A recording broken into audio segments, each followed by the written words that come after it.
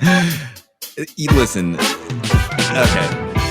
Yeah, so welcome everyone to the Jersey Shore Spirits podcast. We have had ourselves a morning here at the D Street Bar. Let's see if I can lower this thing out. It's going to be an abrupt stop, maybe. We'll see. So, good morning, Chuck. Good morning, Shannon. Welcome to the Jersey Shore Spirits podcast. We do our opening differently every single time. My name is Shannon. I am Chuck. And we are here back at it again. It's a beautiful Saturday morning. We have spent the last hour trying to figure out how to get this little intro song into our podcast. We've messed with a lot of settings and we royally messed some things up here. We have to do a complete reset on everything here because we just messed up everything. And we still don't know what to do. But the cool thing is that now I will be able to use these sound effects that I cannot hear. Chuck can't hear them. Wow, magic. You might be able to hear it through my headphones. If you put your headphones close enough, I can hear it. All right, let's try it. Let's see if you can hear this one. I can. All right. Pew, pew. Well, good morning, Chuck. I'm happy to be here with you. How are you? Good morning. Yeah, it's a good morning, man. It's cold. Yeah, really it's cold. In New Jersey. I've got the beanie on now. Last night I was at work. I had a couple layers on. I had the hoodie up, had the beanie on. I'm not getting the hot hands yet. Those things creep me out. I've always worried that one of those things would break open and I would get like a chemical burn. Your coat catches fire right, while your hands are in there. I know people that work outdoors, probably like our buddy John, who never goes outdoors because he's afraid to talk. Hey John, sorry, I love you. Good morning, John. Some people wear those in their boots. Yeah, so I mean, I used to work out. I worked outdoors for like 15 years, and when it was that cold out, sometimes you would. But the only problem is, after a couple minutes, then it starts to get uncomfortably hot in your boots. Right. So then it's like you're just not comfortable one way or the other. So, well, as the great Woody from Toy Story would say, there's a snake in my boot. You didn't hear I think that. something laughed, but I don't know because there's no sound in my ear. I love it. Well, I would like to say that today's podcast is brought to you by the Get Ready with Tea Ready Raspberry Lime. The reason why it's brought to you by GRWT Ready Raspberry Lime is because it's my favorite flavor. And I think it's really delicious. And if you're not sure, if you haven't had it before, please go to getreadywithtea.com. Look at the store locator, type in your address or your zip code and see where you can get it at a store near you. And if there is not a store near you, let us know. Move. And we'll do our best to get it in there. Now, the cold weather's coming up. We have a few things to talk about today. This morning I woke up and went to Wawa. I think if you're a Jersey person, cheers to you, my friend. Last time we were cheersing something else in the morning. Now we're drinking our coffee. I went and got my coffee. I didn't see our friend there this morning. Kathy? Yeah, I didn't see her. I don't think Kathy works Saturdays. Good for her. Yeah, she should not. She's work. Monday through Friday. It was a cold. I saw a news report that there was freezing fog in our forecast, something like that. There was ice all over my windshield when I got up this morning. Yeah, I had it too, but I rolled up to Wawa and I thought, man, I'm so happy to live in a world where we have a Wawa, every 20 feet. Right. And you know what? It sucks because where we live in Jackson, our Wawas have reconfigured so that they're all gas stations. Yeah. So I'm pissed that I have to drive like an extra mile to the Wawa. When we moved here, there was a Wawa right down the street. To. Now it's Lucky 7. Is that what it is? I've never been in there since they closed. I'll tell you what, man. You go in there, you're going to find a lot of interesting things. This is one of those stores that has little convenience stores you do. Every size hookah you could find. It has go in there before New Year's. Like in the next couple of weeks, you're going to see all the 2026 stuff. But when I went in there last year for ice in a pinch, they had New Year's stuff from like the years before. So it was like, oh, here's a 2023 glasses if you want to wear it, right? So you can go get your collections if you're a collector. They've got a lot of weird stuff. And I think that's one thing about New Jersey that I love is you can find those stores. But getting back to the OG, the legend of all legends, Wawa. This morning, I was going to grab something to eat, which every time we have something to do in the morning and we're out together, let's stop at Wawa. We grab the Wawa, we get something to eat. You usually get a sizzly burrito. I've noticed you get those burritos a lot. Yeah. I typically go for the most big back fat boy sandwich I can find, which as of late has been the French toast, sausage, egg, and cheese. Okay. Which I think is fantastic. If you have maple syrup at home, you drizzle it on and it's nice. And then you feel disgusting for the rest of the day, which is what I love to do. But this morning I grabbed my coffee and I grabbed the hash brown. I love their hash brown. And I thought to myself, I was like, you know what? The hash brown, the Wawa hash brown is undefeated. It's killer. I love don't hash think brown. there's- It's simple. It's nice crisp to the outside of it. Yeah, and it's part of that's because their warmers are hotter than than right. hell. You're gonna grab it and probably leave a couple fingers there. Like when I get a burrito, I can't touch it for the first couple of minutes because it's so hot. Yeah. You can't eat it. But their hash browns are great. Hash brown's undefeated. And it was just nice to have that. So Wawa morning, looking good. How was your week, Chuck? We're a little more than a week on the podcast. We had some things going on in our lives, as everyone does. But how was your week this week? The post-Thanksgiving crash. Yeah, so first, like the ultimate goal would be to get these things out consistently. So we were going to do that for everybody at some point. Like, we'll have a day of the week that we probably set as the day that these come out, but this is still new, and we spend 2 hours trying to figure out how to turn our microphones on. So, so sometimes that's difficult. My week was pretty good. Post Thanksgiving, do you want to do the updates? Like fade into the updates right now because we could probably do that as we're talking. Yeah, man. Let's do our thing. That's what made my week good. Let's just do our thing here, man. So this week we got, just to explain to everybody, we obviously we're building a distillery, and 2 sets of permits have to be issued. One is landlord permits, one is our permits. Our permits moved forward a little bit, which is great. We're hoping to be, maybe a few weeks out, if that, for our permits. But the landlord's permits were approved this week. I think he's playing applause. I'm not really sure. He could be playing Fortnite. Yes, I am. So the good news is, demo is starting. Yeah, we are going to start demo this week. We've been going back and forth a little bit, and I believe Wednesday's the big day. And I want to walk it back a little bit, because when you're trying to open a business anywhere, but with us, our experiences here in New Jersey, it's mind-boggling, because you and I were just talking about a certain establishment that is opened on Route 9 in Howell, and that turnover for them, in my opinion, was pretty quick compared to what we're doing. Now, I understand the build out of the location was already suited and zoned and catered to that. Right. But when you think about all the other businesses that have opened around the location in which we are going to open, some of them were built on flat land. Right. So when we're applying for our permits, and I'm sure we'll dig into some of the other stuff later on, but when you talk about the permits for the landlord and for our business, what does that truly mean? Why are there 2 different sets of permits? Well, it's 2 different sets of work. I mean, it's the easiest way to do it. They have some responsibilities according to the lease, and then we have some responsibilities according to the lease. So without hiring, both of us agreeing to hire one general contractor and have him do everything, which would have been 1 set of permits. Right.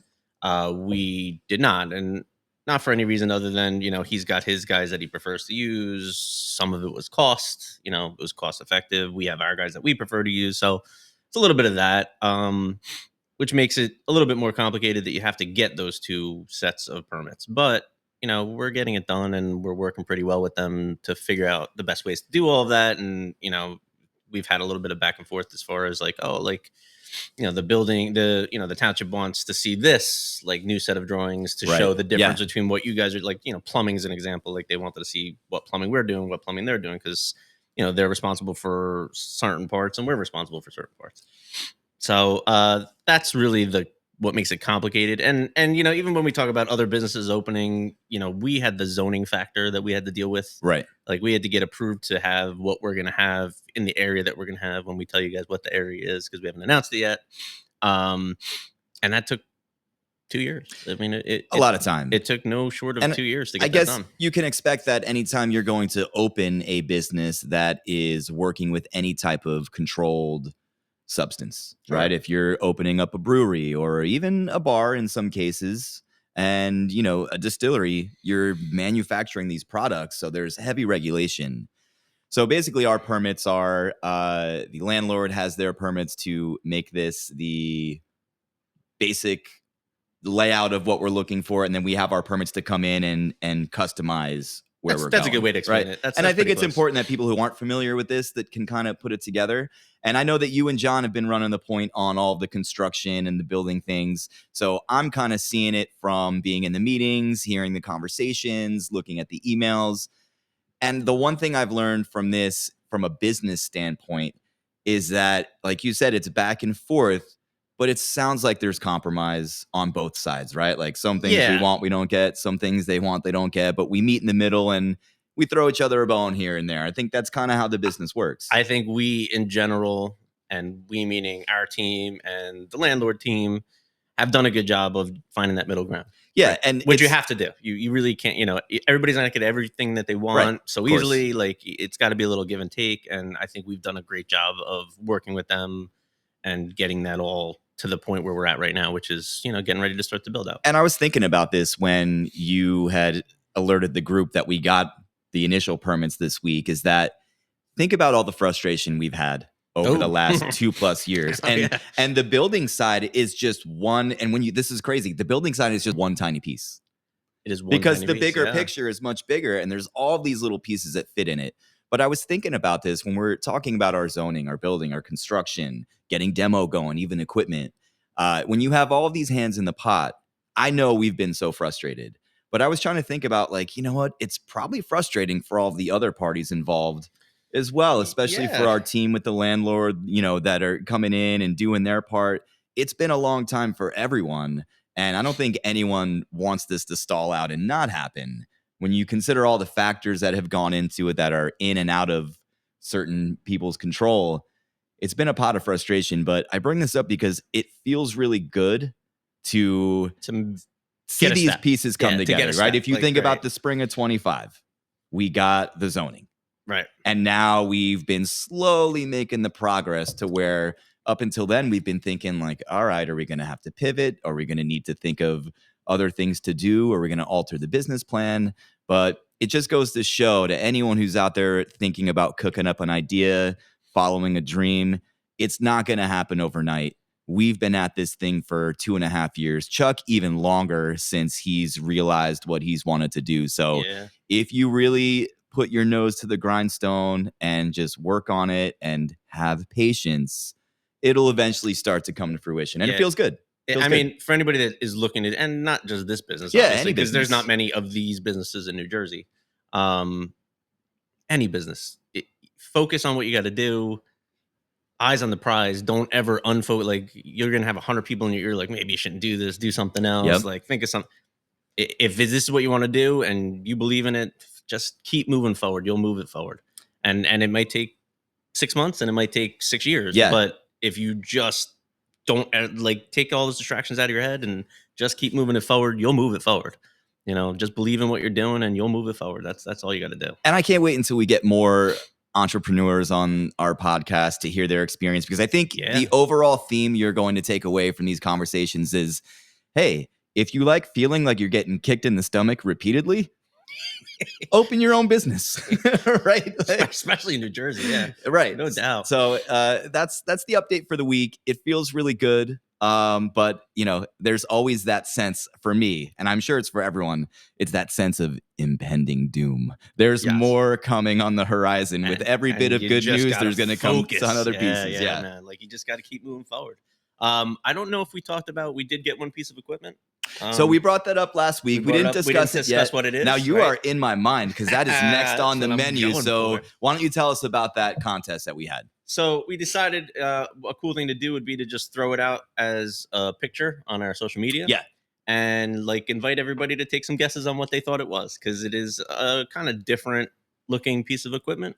Yeah. And there were some good. As I explained it, it looks like the old McDonald's burger playset that you used to crawl up into and play. Oh, yeah. I was hoping somebody was going to say that. Lawsuit waiting to happen. I remember those. There was one, Palm Avenue, Imperial Beach, California, that had that old school one, but I never went into it because it looked rusted all the time. That's what makes it fun. That's what makes it fun. So the piece of equipment is actually a cooling tower. So it actually cools down. It helps cool down, our distillate and our mash. Oh man, that's pretty cool. And we had a couple people guess it correctly. So I posted it on Facebook, and hopefully they're going to see that and reply. Because if they reply back to me, I'm going to send them all a T-shirt. It was 4 people. We have Brian Kingsbury, Brian Driscoll, Paul Francis, and Michael Sweeney. Yeah, nice job to all those people out there. There we go. That's what I'm talking about. Good job, gentlemen. One of them actually said it was a rooftop cooling tower, which technically it is going on the roof, but it's not technically just a rooftop cooling tower, but I still obviously he guessed it right, so I gave it to him. That's extra points. We had a couple people guess that it was a still. There was a bunch of people that guessed that, which was, hey, I was happy to just have people get involved and make guesses. It's kind of cool. There will be a still coming, and we will show a picture of that. That is going to be pretty far from now. I mean, that's estimated to be like late winter, early spring. We will receive that. Yeah. But yeah, man, it was cool. Thanks for everybody for joining along. And if you did not see that post, please follow us on Facebook at Three Brooks Bourbon. We're also on Instagram, and check out Get Ready with Tea while you're on there. We have some cool things going on in the works to carry us through this winter season. Now, when I saw that picture of the cooling tower, I had said, man, I hope someone says it's the flux capacitor. And I didn't see anyone say that, but that brings me to this next thing I wanted to chat with you about. Have you watched any of the new Stranger Things? I knew you were going to say that. That's so funny that you're going to bring that You're up. in my head, I man. almost just said like Stranger Things. I did actually. I watched the first 4 episodes. So did you watch it with your kids? Yes. Okay. So did I. Yeah, and I only watched Stranger Things at all because of my kid. Like both of my girls were very into it when it came out, and they both were like, "You got to watch this," and then they just kept hounding, and so we, decided to watch it. And now I'm committed to it, so I can't not watch it. Yeah. I don't want to throw anything out right, for anybody that hasn't seen it. No spoilers here. There's a cool throwback mention to a flux capacitor, which is what made me, when you said it, made me think of that episode because I just watched it this week or maybe last week. It's pretty good. There's the first 4 are out. I hate the way streaming works with this whole, like, we release a couple episodes, then make you wait a month to see the other ones. This is what I was going to bring up because in any other show, I mean, I'm also watching Welcome to Derry on HBO. I think you would like it. How is that? Is it good? We watch it. It's cool. Now, my problem is I watch it at night and I'm always so busy, so I'm falling asleep. So I am watching the latest episode. Tonight will be probably the 3rd time I've tried to watch it. Not because it's boring, but because I'm old. I think it's really cool. Skarsgård is in it. Okay. So I think he was great as Pennywise. I thought he was really good. I think you would appreciate it. It starts out a little slow, but it's on episode 6 and it's picking up some heat. But with this HBO show, once it comes out on Sunday, you can stream it that time. So it's almost like the old school waiting every week. Now on Netflix and other streaming apps, when you have shows that come out like Squid Games, or I'm a big fan of The Bear on I want to watch The Bear. That's like the next thing I want to start watching. You would love that show. But they're all released at once. You can binge them in a couple days. So did you hear the news this week that Netflix bought HBO? I did. With that like Warner Brothers Discovery deal. What was that, $83 billion? So that's going to be interesting. Are they going to start putting a lot of that stuff? Like, is The Sopranos now going to be on Netflix or Entourage? My concern is how much money are they going to charge us now? Now they have. I mean, if I can get rid of HBO and just watch it all on Netflix, then you could. I have both, so yeah. So now, you can.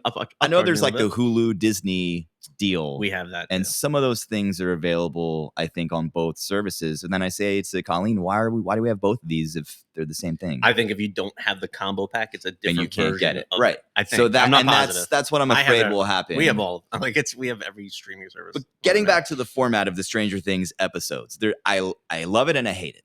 The reason why I hate it is because those 4 episodes were solid, and now I want to keep moving.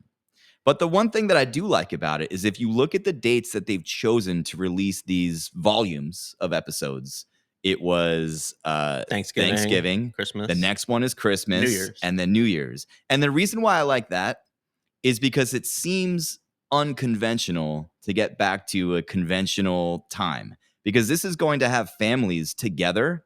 Yeah, watching something together and giving them something to do together that I think for me, when I watched it with my kids, I was just happy that they were both on the couch with me. Their phones were off. We were eating snacks. So as much as I want to know what happens, I think it's pretty smart in terms of getting people together to enjoy the show together. And I think that's the cool part. I think we've been missing that. I think clearly that's what they did. Like they know, families will be together Thanksgiving, Christmas, probably New Year's. And I think that's probably the reason that they released them like that. And kudos to them. I mean, it's something. I still would rather have just seen all 9 at one time. And I know. But now I think it'll give me a reason to ignore other friends and family members around the holidays. I could just be busy. Just watch TV. Hey, sorry, I'm watching Stranger Things, Yeah, I'm looking for, like I said, I'm committed to it at this point. Yeah. I'm looking forward to seeing how this thing ends.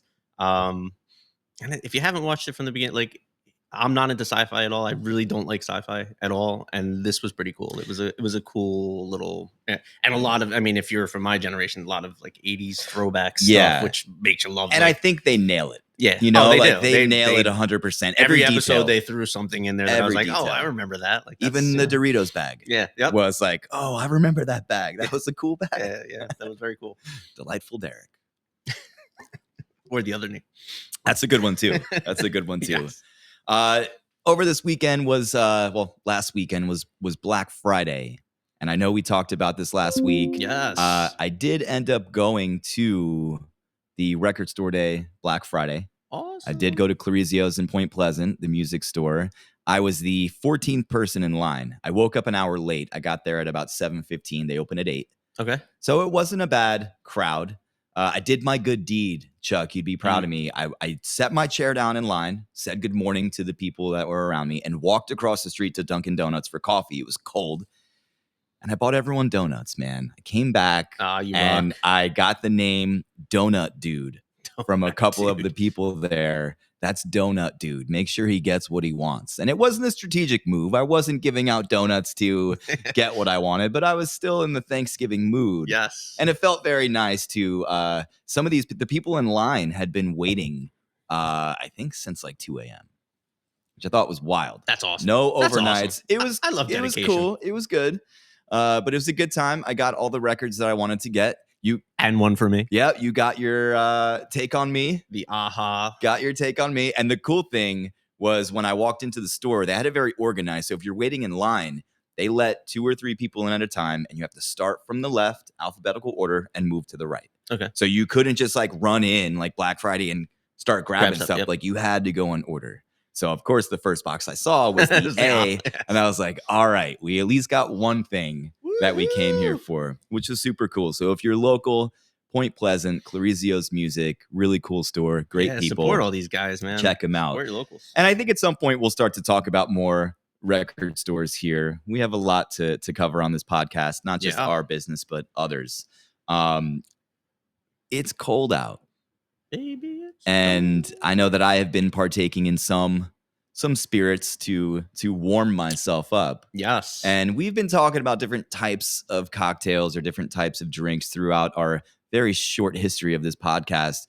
But Chuck, I was at work last night, and this job requires me to move in and outside. So I'll probably get sick at some point in the next couple of weeks. But the whole time I was working, I was thinking, man, I can't wait to get home so I can have a glass of gin. Yes. And that was what I was in the mood for last night. And I came home and I did it. Not just because it's delicious and it tastes great and it's my spirit of choice, but it warmed me up. You know, you ever get that little drink that makes you feel all warm and fuzzy inside and you're ready to rock? Yeah, I mean, for me, that's bourbon. Yeah. Right. But I do enjoy a good gin drink too. So my question for you today, we can talk about this for a couple minutes or longer. Cold weather drinks. And I think we have to define cold weather. Yeah, I mean, cold weather to me, like if you're going to say cold, so because fall's not cold weather. Fall is like cool weather. San Diego guy right here, below 60 is cold. Right. See, so I guess it depends on your, your. Now that I'm a Jersey guy, yes, below 38 is where I'd say when it gets into like around the 30 marker. Okay. Right. when you're starting to see frost on the windows, it's cold. And that's what it's been. And that's what it's been. It's been cold. The last couple of days we got a cold front coming through, so it's been pretty chilly. And I don't, we're in that time of year where it's hit or miss, as far as you might get a couple days that are okay, at 40, 50, and then you get these cold fronts that come through and it's 20. I think we're going to get crushed this winter. I've heard that every year. No, I know, but I think if you follow the trends and you take a look at the precipitation that we haven't been getting lately. Yeah, we're due a good one. I think this could be the year. And I love snow. So I hope it is. Let it come. I hope it is. And here's the reason why I like snow. As a California kid, I hated snow, but the first time I saw it, I was mesmerized. And I loved it for 30 seconds, and then I went back inside the house. But it changes the world. Right? You look outside, it's different, it's not even the same neighborhood. And it forces everyone to stay home. You got to find something to do. You become Except for John. Yeah. Sorry, John. Why don't you come on the podcast and talk about it? I think he's actually connecting plows today, if I'm not mistaken. That's the reason he's not home. So when it snows outside, now that I'm a responsible adult, I love grabbing the snow shovel. Yeah. and I love getting outside and shoveling people out. Now, I live in an area that has an HOA, so I don't really need to shovel. Someone will come around, but there's nothing like getting up at 6:30 in the morning, cleaning off cars, shoveling snow, saying what's up to neighbors, and especially if it's a day where I have the day off because my job has been affected by the weather. Well, now I get to use the snow as my own personal cooler. Yeah. So in this neighborhood, and this neighborhood's changed a little bit, so it's not the same. But what we used to do is it could be 2 o'clock in the morning. If it was heavy snow, you'd see all the neighbors out there. Like we do the sidewalks, we do each other's driveways. I mean, I have a 4-wheeler with a plow, so it makes it a little easier for me. And then I'd bring a bottle of bourbon outside, and like me and Craig, who's not here anymore, unfortunately moved to Florida. Shout out, Craig. Yeah, we miss you, Craig. John, if John was home, John's always worked in a job where he kind of had to plow, so he was always like, but then when he wasn't home, I'd help Mandy do that driveway, that we go do the driveway next door and do all the sidewalks, and everybody would just get together. It was like kind of a cool neighborhood thing. Now the neighborhood's changed a little bit, so it's not quite as fun, but we still kind of, I'll still help out the neighbors and plow out their drive. With a 4-wheeler, it takes me 3 seconds. I would lose track on plowing with that thing, and I would just be trying to rip donuts and shred it up the whole time. The first day I ever got that thing, I was driving down County Line Road with it. So we definitely have. Well, that's why I'm waiting for it to snow so much so that you can come and pick me up, and I can get on back and wrap my hands around you. Dumb and Dumber moment. Let's go see Kathy at Wawa. I'm freezing. Just go, man. We have to do that. Along with the other idea with the podcast outdoors. I don't want to say it, what we discussed last night. Yes. A certain place we could do it. Yeah. I think that would be fantastic. I think that would be awesome. Yeah. Yeah. So we've got some winter weather. So you're more of a bourbon. I mean, you're a bourbon guy all the time. I'm a bourbon guy all the time. Yeah. Are there any specific ways that you like to enjoy that spirit when it's cold out and when you're outside? So there are some cool, like what we'll do sometimes, and I've done it for parties and stuff, is I'll get like a slow cooker, put like a gallon or half gallon of apple cider into it. Yep. We've done that move. Fill it up with some bourbon, throw some apples in there and some cinnamon sticks, and you've got like an awesome warm bourbon drink. Easy to make, doesn't take any effort to do it. That is probably a really good, like if you want a drink to warm you up, that's a great one to do. So I don't ever drink warm drinks with alcohol in them typically because I prefer to utilize the snow. So like, for example, last winter or when it did snow, I had to get ready with tea sitting in the snow getting cold, and then I'd like open one, have a sip, go do a little bit of shoveling. And it usually stems from beer, my love of beer. I'd have like a really good craft beer outside, and that's what I love. I will even clean out around my grill every time we get snow, and I will grill outside. Yeah, we grill in the winter with my drink in the snow. So I've always liked that part. But lately it's been, because we're friends and you're rubbing off on me, hey. Lately it's been just whatever spirit neat. And I've been going for the higher proof spirits when it's cold out, just to warm me up, just to get me going. So the funny thing is, when you say any spirit neat, so you'll drink gin neat? I did last night. And shout out to Painted Stave Distilling in Smyrna, Delaware. Their gin and vodka, all of their neutral grain stuff is fantastic. But this gin you would love, Chuck. It is a different take on the profile, and it's got its own thing going on. My favorite is the Dogfish Head, that citrusy, you like the citrusy kind of feel. Stuff, this one is not too juniper forward, but it's got a lot going on. And this is the reason why I love certain gins. A lot of people will drink gin or vodka typically as mixers. They put them in cocktails. Right. But when I find one that I really love, last night it was on the rocks, and it was wonderful. Yeah, so bourbon is the only thing I really drink neat, I think. Like, I'm just going through my head. I love gin ever since, you've kind of introduced me to gin. I wasn't really a big gin drinker prior to that. I like the more botanical gins. I know you like citrusy more. I like a little bit more botanical. But for me, gin is on the rocks, twist of lime. That's like a perfect gin. I don't need anything else in there. I don't necessarily like to mix it with other juices or flavor, I mean, I have had some gin cocktails that I like. We talked about this, I think, on the last podcast, that I really like. Like, I like the honey one. What's the bee's knees? Yeah, I like that one. I think that's really good. Vodka, vodka has to be mixed with something. I really don't like vodka in general. The one, what was the distillery that you gave me that vodka that one time was phenomenal. It was so good. I was Claremont. Claremont Claremont up in North Distillery. Jersey. Yeah, he's check them out. He's in Hamburg now. He is making a potato vodka. Yeah, which is different because a lot of guys do the corn thing now. Like ever since Tito's, everybody switched over to corn. But his potato vodka is almost sweet. It's clean. It was delicious. It was and so good. I believe he told me that only 3% of distillers in the world make potato vodka. Because they've all switched. They all went to corn. Part of it, I think, is the whole like the gluten craze or whatever, right? No, yes. But part of it is once Tito's came out with their vodka, everybody tried to mimic it because it was cheap and easy and clean and good, and doesn't have a ton of flavoring to it, which is kind of what you want with vodka. But when you do get flavor, like I said, the Claremont one was really good. Yeah, and he does one too, and I love it because it's just an homage to Jersey. He has a blueberry one.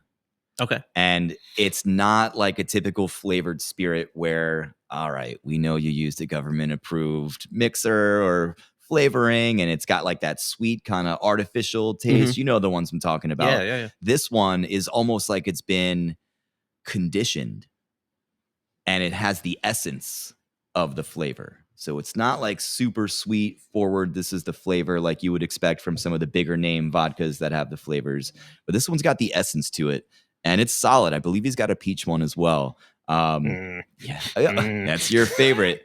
Don't knock it till you try it. We got to take a little trip to Hamburg and see Claremont Distillery. I know he moved. Did he? He relocated last year. So you were at the old distillery. I was at the old one. Yeah, a couple years ago. I've seen pictures of the new. It's a nice place. It's beautiful, and he's doing some great things there. He's got some really cool events, and he's got a nice space. I mean, again, the one thing I love about New Jersey is there are so many different landscapes here, and where he is in North Jersey, it's just some open space. It's very farmy. It's beautiful. Look, if you haven't been to New Jersey, I'm going to explain to New Jersey in a second, right?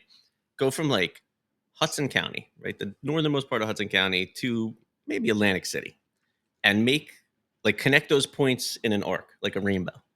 That's where 90% of the people in New Jersey live. If you go, and then there's Cherry Hill, which is a little bit busy too, but if you go outside of those areas, it's rural.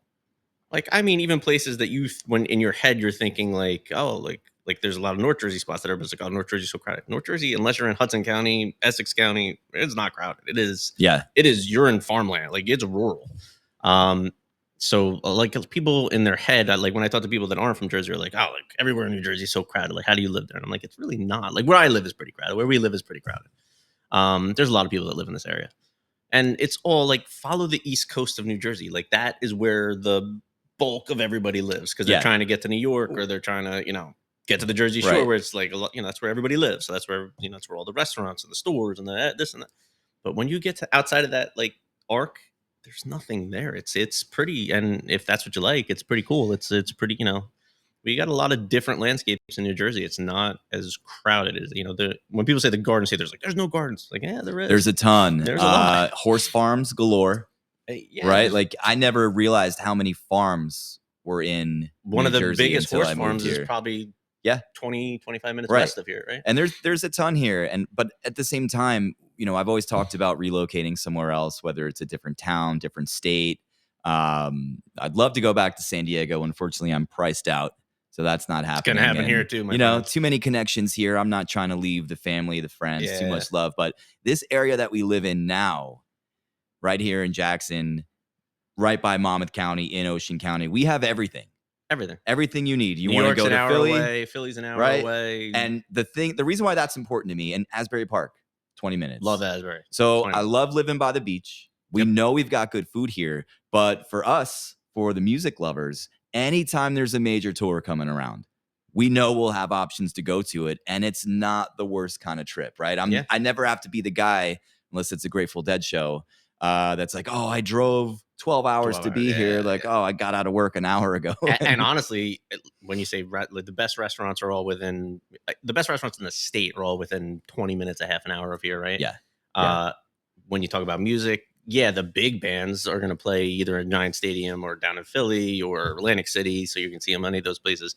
But the local music scene is killer. Is the best in the country. You tell me another place that's better. I mean, I'm sure there's great spots here and there, but we compare to any of them, hands down. Like, you could go down the Jersey Shore, and just see a live, local band. Yeah. And they're always great. And on any given night, you could find a spot to go see something. So that's pretty cool. So I went to go see this band called Spitalfield. They are from Chicago, I believe. And I've been listening to them for, 25 years. They were just doing like not a reunion tour, but recently they got back together and they're celebrating one of their albums. So they were on tour with a bigger name band. But again, this is like the pop punk scene. So when I say bigger name band, I mean places, bands that are playing Starland Ballroom or maybe the Summer Stage. But they had a one-off show because I had a couple days off from their tour and they played at the Asbury Park Brewery.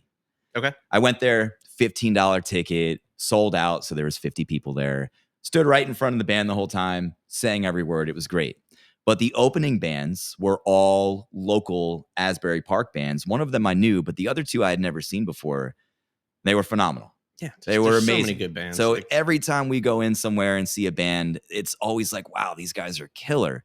And this is just where we live. It's a good market for original and cover bands. It's the Jersey Shore sound. Yeah, they've been talking about it for forever. But there is really a Jersey Shore sound. Yeah. And it is big. The fist pumping is gone, my friends. Yeah, we are back to business. I don't know that it's gone, but it's, Well, I mean, this is, if you want to find it, you're going to find it. That's what I would say. So all of the big seaside clubs like that the were the fist, those ones have kind of like Karma's gone, right? Yeah, they're trying to revamp Seaside. Hasn't happened. I don't know, they're trying. I know something just got canceled at like some big project that they were going to put there. But they're trying to put in some restaurant there. And there's some great restaurants in Seaside, too, to be honest with you. Like, there's some pretty good places out there. See, I need to spend more time in Seaside. I always stayed away from it because I didn't like the crowds. Yeah, I'll take you. Go to Breaking Bread on the Boulevard. Food is phenomenal. Breaking Bread on the Boulevard. Yeah, okay. Great little local spot. Do they have a painting of the Last Supper? No. So, like, and I haven't been there probably in like 2 years. What it was is like an Italian deli that at night they turned into a restaurant. Like they literally converted like it a over. Transformation. Yes. Like, oh, it's 5:30. Yep. Switch the tables. And it was small. It was hard to get in there because it was always, reservation only kind of thing. I know they've expanded a little bit. I think they've done some construction and built it out a little bit more. Okay. The food is so good. The food was so good. So yeah, we'll get the kids together and go over there one night. It was phenomenal. It's such a great place, but it's a small little place. If you drove past it, you'd probably miss it. Those are always the best places. Always the best. And there are so many of those in New Jersey. Yep. See, I think we have to have a whole other podcast just to talk about food. Food podcast. Right. Because think about we have a list of things we want to get to. And we've probably done none of them so far. Yeah. Welcome to our life. But I think that's what keeps it interesting. Right. I mean, I know when I listen back to some of these podcasts, and typically I'll listen back just to make sure, like, oh man, we didn't screw up. Did I say anything that I shouldn't have said? I listen to them before I post them. So. Yeah. I mean, when you work with people, right? You want to make sure you got that CYA. Did we say anything we shouldn't have said? Are we putting out the wrong message? We've had a few times where we went back and forth, like, oh, should we get rid of that in this thing? And I'm like, no, it's fine. We have to be edgy, which is not edgy at all. Yeah, but I think this is the part about the podcast that I love is that this is the conversation we'd be having if we were on just hanging out anyway. Right. So we would be having this conversation anyway. Yep. All right. How much time we got? We want to keep this thing rolling. We got some things to do another today. Maybe 10 or so minutes that I All right. So the next thing we had on this menu for today, and I don't know if you're prepared for this. I'm never prepared. I wanted to do a sound effect. I didn't. Preparation is not my thing. I don't know what sound effect that was. I love it. I'm gonna put new sound effects in this next week without you knowing. That way, I'm just gonna because I can't hear. It's gonna be the roast Chuck episode where I just use sound effects you can't hear, and it'll be fun. Maybe no one else will love it, but I will. I'll be kind. And again, that's how typically things that we do go. Is I want to hit really you. Care what anybody else likes. I want to hit you with the Mrs. Doubtfire. The hello, like that would be a good one. My. We know it's cold outside and the cold weather's only going to be coming. Sorry, everyone in New Jersey. Yeah. But we talk a lot about music here, which is something that we both love. And you brought up an interesting topic about winter music, not holiday music, but winter music. Yeah, like in my head, I always think there's definitely summer music, right? There's certain songs that when I hear them, I'm like, that's a summer song. Like Donna Summer. Summer Donna. Hot stuff. Yeah, no, like, there's just some songs that are like the end of the summer, like Boys of Summer by Don Henley, right? Like that's like, to me, when I hear that, I'm like, oh, like that's a sad song about like this is the end of the summer. And it's not really about that, but it's like, it makes you feel that way. It feels like, walking down the boardwalk and everybody's, back at school. So there's nobody there, which is my favorite time of year down the shore because it's like Local Summer. Local Summer. Local Yep. Summer's the best. So there's definitely summer songs. So are there winter songs? Like, are there songs that you think of that you're like, oh, like this is what I play when I'm in the house and it's cold and it's And I think that'll change for everyone. music. The great thing about music is it means something different to every So single I'll give person, you right? an example. There's this one band that I really love from Lakeland, Florida. They're called Copeland. Okay.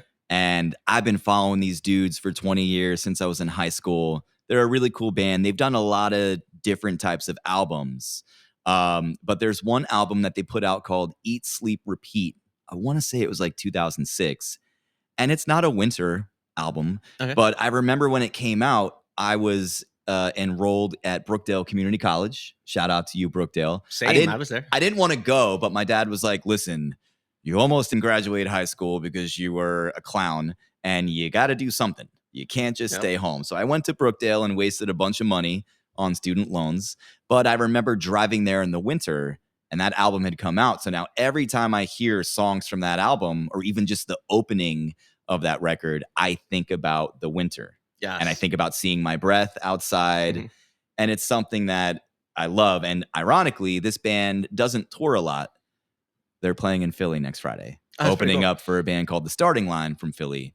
And I will be there. I'm so excited. I can't wait for it. It's the only show that they're playing in December. They're not playing anything else. That's hysterical. This band asked them to open for them and they're on their way. So I'm hoping that they play some songs from that album. So that's one of the associations that I have with music in winter. What about you? Yeah. So now that you mentioned that, like I remember driving my black Camaro in the winter, freezing cold out. The thing used to break down on me all the times. I'd have to get out of the car and fix it, and always be playing which is so random, the Police Greatest Hits album. Okay. Which is so funny because the Police, all their music is based on reggae, which is not winter music at all. But when I hear that album, it makes me think of like that time, which makes me think of like getting out of my car in the freezing cold and, you know, going underneath it to change a fusible link all the time. And all don't stand so don't stand so close. So it kind of makes me think of winter. Yeah. So that definitely would be an album that makes me think of that kind of weather, I would say. But there's got to be like, you know, I don't, and it was kind of just a question to throw out there. Like, is there music that's like winter music? Like, is there still like, because there's definitely some, like, there's, you know, when I hear reggae music, for example, or, you know, Jimmy Buffett, right? Like if I hear Jimmy Buffett, I'm like, oh, Cheeseburger in Paradise. I'm going to the islands, like, you know, and I love it. And I love Jimmy Buffett. But when I hear that music, like that just instantly takes me to like sitting outside, drinking a beer, which I don't ever drink beer, but I'll do it for Jimmy. Look at that. I think there is, you know, there are certain genres that can be associated with colder, more desolate feeling. I know, you know, there's a lot of classical music out there. We're talking about the OGs, right? So we got Vivaldi on his Four Seasons, which I think is one of the coolest compositions ever. It's very long. You have to really be patient and sit through it, but the winter section is cool. You could also say there's a lot of like fireside jazz that would give you that kind of winter I could feel that, you know? And these are all things you have to go out and find. There's a trombone player named Natalie Cressman. She plays with the Trey Anastasio band and has a really cool musical career with her fiance, I think husband now. They're expecting a child. She just ripped shows with the Trey Anastasio band pregnant and killed a trombone. They have a Brazilian Nutcracker song that I think came out this weekend. And it focuses more on the Brazilian rhythms and sounds. And it's just an acoustic guitar and a trombone. And it's killer.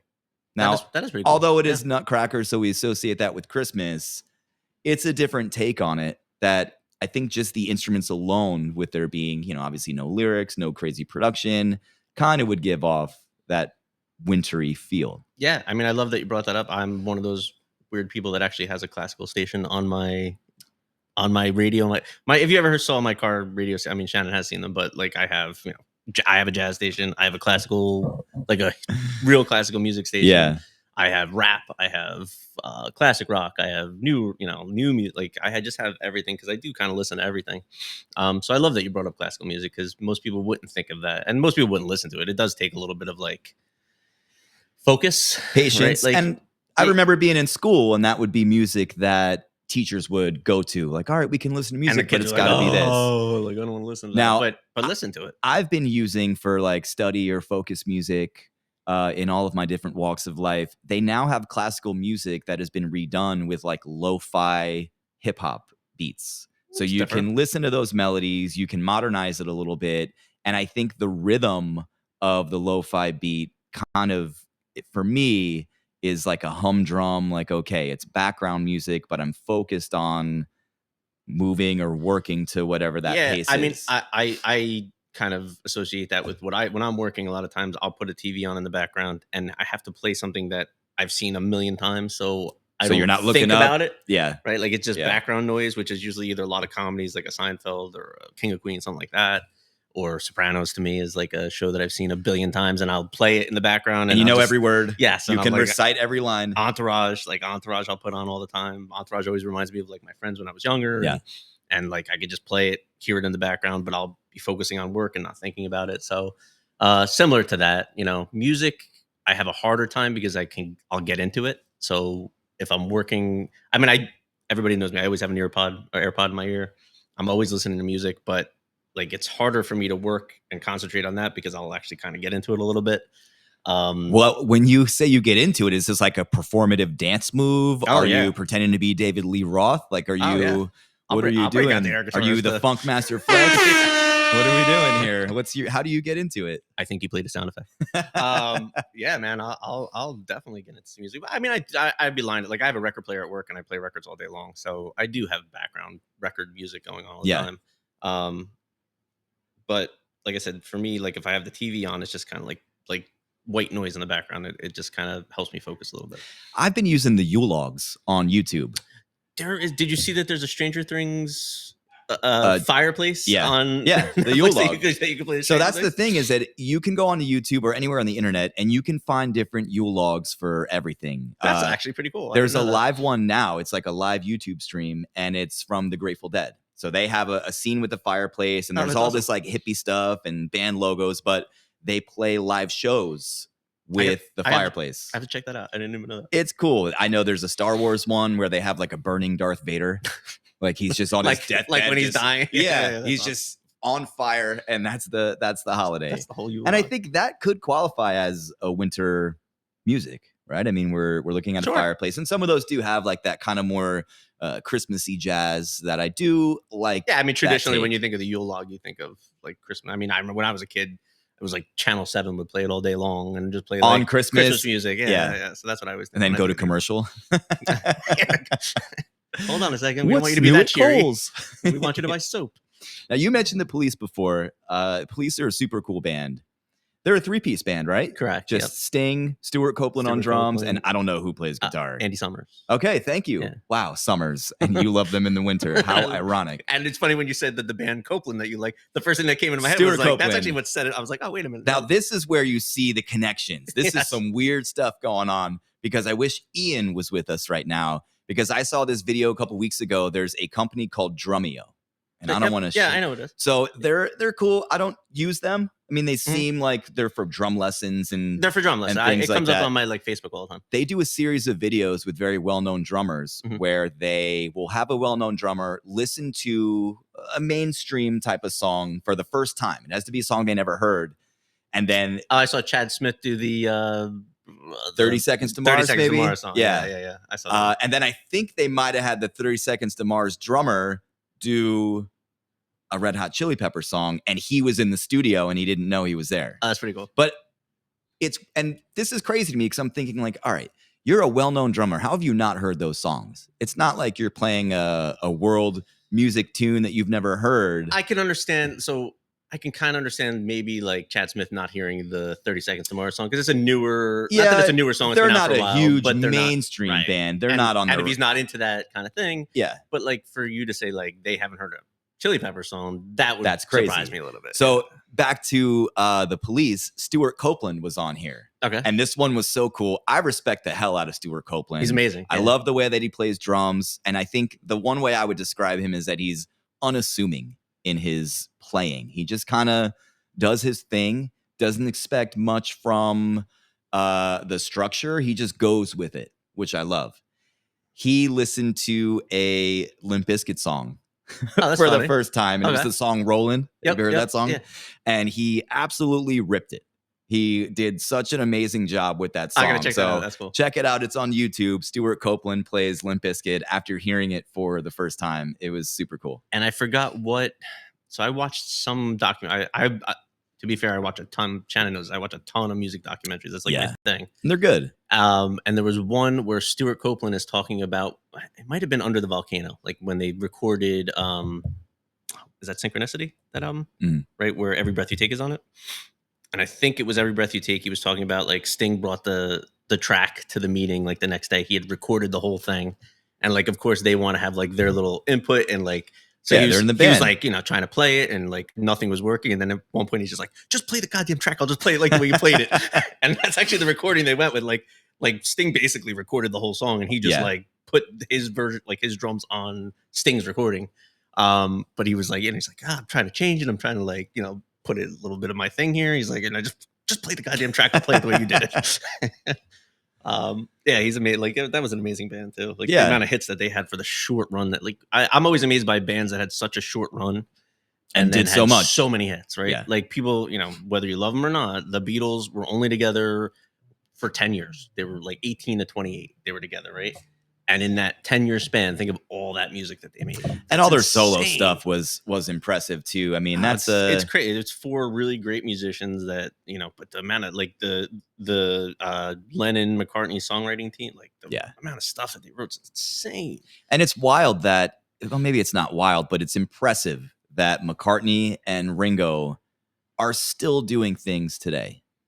Right, like McCartney's still touring. Ringo, I think, is the oldest. Ringo's still. I think he just put something out not too long ago. Ellie, is that All-Star? Right, the All-Star band.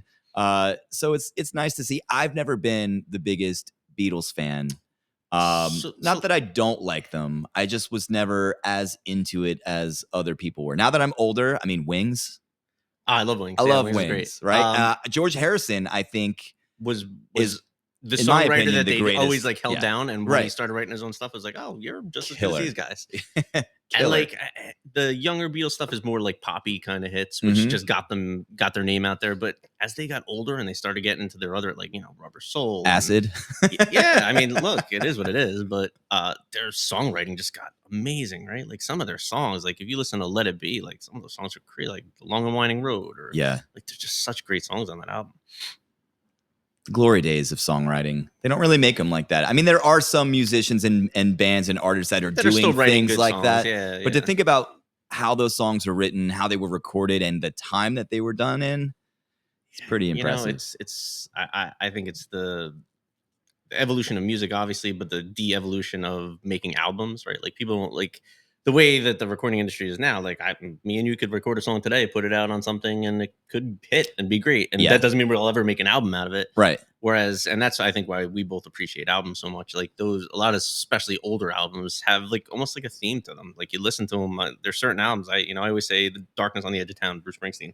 You could listen to that. Right. Start to back, front to back, like sit down, listen to it, get a couple drinks. And it's almost like taking you through a story. Well, I've always been a full album guy. I never like to hear just like 2 or 3 songs and then skip through, because I do appreciate the body of work. Yeah. And a lot of the bands that I like, you know, we go out and buy records and we listen to the whole thing. Are they all going to be great one after the other? No. But I think it gives you more insight as to what's going on with that music in individual tracks and totality, the entire album. Now, you bring up a good point, because my daughter's been into this girl group called Cat's Eye. Have you heard of this? I have not. So they were a K-pop group that had a Netflix I was going to say, show. Is it a K-pop group? But they're not all Korean. They're all different people. So there was like, it's almost like how that dude Lou Pearlman put together the Backstreet boy Boys bands, right? So they did this, but they had an audition process, and it's a show on Netflix that's recent. So now they put out these songs. They're on tour right now. Okay. 1 ticket at the theater at MSG, not even MSG, just at the theater of MSG, for the worst seat in the house was almost $1,000 for one. That's the other. So that's so these guys can't make money on albums anymore, right? Like there's just they're putting out one song on one of these digital music things, so they're not really making it. So they have to make money on tours. But we just recently had this conversation. It's so crazy how expensive tickets have gotten. So for Cat's Eye, their album is only, I want to say 7 songs, because I bought it at Urban Outfitters for the kid for $42, which I don't want to buy records from there. It's not a record store, but they get these exclusives. Yep. So with technology, there's Twitch streams, that people are at these concerts and they live stream them. Okay. So my daughter's been watching them. So I watched one with her, and this group does not have enough material for an entire set. So they do their 8 songs. Then they're doing a TikTok dance that they posted 3 months ago. They're doing like a Gap commercial that they were in, like a performance. So I'm really glad that I didn't bite the bullet and get those tickets, because I would have felt very cheated. And this is, if there's any one genre of music I'm not a huge fan of, I wouldn't say I don't like it all, but would be like a lot of the pop. Yeah. Like younger kid pop kind of music. And the reason for that is, if you went to like an experienced band, even just in a band that's a regular band, they might only have 7 songs, and then they're going to fill it in with some hits. Cool. Like, yeah. Some stuff you want to hear. Like maybe it's stuff that they were influenced by. They some might cool play a Beatles song, and I've heard some cool Beatles covers that are like totally different. You know? I just heard one recently. I can't, when it comes up, I'll think of it. But they would play like, probably an hour of that kind of stuff. Like the first time I ever saw Zach Brown Band, he played Metallica. Yeah. Right. Like they play all this other cool stuff, and you're just like, oh, okay. Like at least and those guys probably aren't musicians. They're probably dancers by nature. Like it's like the Lou Pearlman. You brought him making up, the production. We're going to make a production of spectacle of very cute kids that everybody wants to see. And then like that's that, we'll make them a boy band, and they'll be on the teen 30 cover years magazines. We'll have some lofty accusations. Yes. And then it's going to be a Netflix special. Yep. And we'll make money all over it. Mr. Perlman, what did you really do when you were making the band? Boy, Plead the Fifth. I can't wait to hear what that is. All right. Interesting times. We've talked a lot about music, which I feel like we're always going to veer off onto these topics. Yeah. What do you have coming up this week? Anything fun? Today I am venturing into the city for a little bit. Gonna have some dinner and probably do some shopping. We are not going anywhere near the big area, the tree and stuff. Did you watch the tree lighting? I didn't. I saw only a snippet while I was at work, and I was like, oh, that's cool. Boys to Men is on there. Then I realized it was like way more than people on the stage in the same matching gold suit, and it was New Edition. Oh, nice. They were just bringing these guys out left and right. Did you see any of the Thanksgiving Day parade? I do not watch parades. Busta Rhymes was on the Teenage Mutant Ninja Turtles float. This dude came out and ripped every hit that he had, and I was glued to the TV watching all these Ninja Turtles like bop to "If You Really Want to Party With Me." It was amazing. Noser and I saw Busta Rhymes in the Newark airport one time. We were waiting for somebody. And he is tall. Brick City. He's like 6'7". He's huge. Yeah. 6'7". Woo-ha. No, he is really tall though. And like the rest of the night, we're just like making fun of it. Like, like, oh, maybe he's gonna get paged. Like paging Mr. Rhymes, Mr. Busta Rhymes. I think there's a movie that he was in that I really liked. And I just want to look up the name of it because my friends will know. Oh, hell yeah. My boys Bobby and Steve from Freehold, the OGs. There's a movie called Full Clip that he was in. Now, I've seen all of those types of movies. If Snoop Dogg, Ice Cube, Beanie Siegel, if any of those guys are in a movie, I probably have it on DVD and I've seen it. But this movie, Full Clip, if you're looking for something cool to watch, that's the one to get. Exhibit is in it. You remember him? Yeah. The Pimp My Ride? I just saw him on something recently too. Oh, was he on the parade too? No. Did he pimp a float? But yeah. No, there's a lot. The Method Man was in Copland, right? Yeah. He's the guy that stabs the And the you know cop what? on the rooftop. Shout out to Wu-Tang for still I love holding Wu-Tang, it down. man. Did you know that? So they were at the Prudential Center not too long ago, and a lot of my friends went, and their show was killer. Oh, I bet. They brought out Mary J. They brought out Lauryn Hill, and it's ODB's son that is stepping in and doing that role, and he does it amazingly. Didn't 2 of them die? I know Old Dirty Bastard died. Didn't another one die? I thought there were many of them that are no longer with us. Yeah, I don't know. I mean, I can name all of them just from the song, but well, they're still holding it down. Redman, coincidentally, is either a spokesperson or part owner of a dispensary in Englishtown. Oh, yeah. in Englishtown. So There's two. these guys are doing their. And you could literally throw a stone from one to the other. I think there's more than two now. I know of the two. The old Sovereign Bank became a dispensary, and Yeah. then there's one like right across the street. And from they it. use the drive up. Yep. Right? Maybe they can shoot that little container out and they can still use that. There's one in Lakehurst that is It was Burger King, right? yeah, that drive up window is still there. It's That's nice. so funny. And if you drive by there, you'll just see like it's a lot of the old senior citizens in there. They're like, oh, it's finally legal, you know? Are they allowed to use the drive-through windows for that, or I believe so, yeah. I think Interesting. that it's like a pickup window. Like I if you think do a you have mobile order or to whatever? yeah. Oh. But I don't know what the rules are if they need to have I like a have no security guard there that checks the IDs. I mean, Yeah, because you have to check it. You have to do it if you've ever been in one. Well, you obviously have, but if you've ever been into a dispensary, you have to check your ID when you walk through the door. Like they see your ID, they scan it, and that's how whatever, you know if one's not real, because there's plenty of bootleg ones. Even when you go into the city, there are plenty of storefronts that are presenting themselves as cannabis shops, but they are not really selling those products. They're all the bootleg ones. So be careful out there, kids, if you are visiting any of these shops. Well, Chuck, I think we've said just about everything we need to say. We've got a lot to do today. Let's put the chimes on to start to whisk us away here. That sounds like a chime. It was a chime. For more information, come check us out, threebrooksbourbon.com, getreadywitht.com. We've got some cool events coming up in the next couple of months, as long as more announcements, more teasers, and more conversations about all the topics you never knew you loved because you're hearing us love it so much. More of the other guys on here. Let's go, John. Yeah, we'll probably have Eric soon, the great Eric Gaines. The Gaines. Maybe Michael Braun. Mr. We still need Mr. John Cellini here. Jared Gaines will be here. We should get him in remotely just because he's a work from home guy. Or we could start working on doing this at the distillery a little bit because we are going to have to do our announcement show soon, and that's going to be there likely. Well, I just want to put them on the computer so we can put like little filters on their face without them knowing. And make noises for two people that can't hear. Yeah, exactly. We'll get a snoring one. Who's most likely to fall asleep in a meeting? Well, when we do our Avengers show, we could do that too. All right. I have an idea of that too. Now we're going to have all these guys when they listen to it, like, are they talking about me? I'm going to have to stay awake. Let me get the extra bold coffee this time. All right, Shannon. All right, let's sign off, Chuck. Always pleasure doing business. Everyone out there in podcast land, if you like what you hear, please like and subscribe on our YouTube channel. You can subscribe on our Spotify and shoot us an email, Shannon@freeholddistilling.com. Or Chuck at freeholddistilling.com. But mostly Shannon. All right, guys. Have a good week. Have a good one. All right.